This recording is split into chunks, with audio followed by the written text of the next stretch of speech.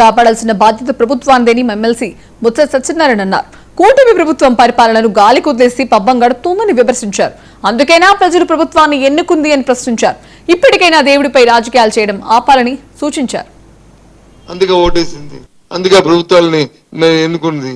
చెప్పండి, దీన్ని జరుగుతున్న పరిణామాల పట్ల బాధపడుతూ దయచేసి ఇక ముందు పరోక్షం నుంచి దీని మీద ఏమాత్రం భగవంతుడి మీద ఆ దేవదేవుడి మీద మీ భక్తి శ్రద్ధలు ఉంటే ఇక దీని మీద ఈ కాంట్రవర్సీ ఆపాలని తప్పు ఒప్పు సంగతి పక్కన పెట్టి చేయాలనేది నా రిక్వెస్ట్ గా, వ్యక్తిగతంగా నా రిక్వెస్ట్ గా నేను కోరుతున్నాను.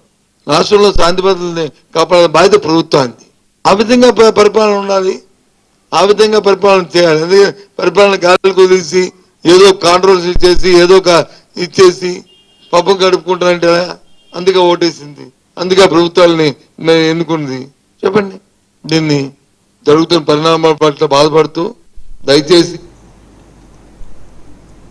ప్రజాశాంతి పార్టీ వ్యవస్థాపకులు కె. పాల్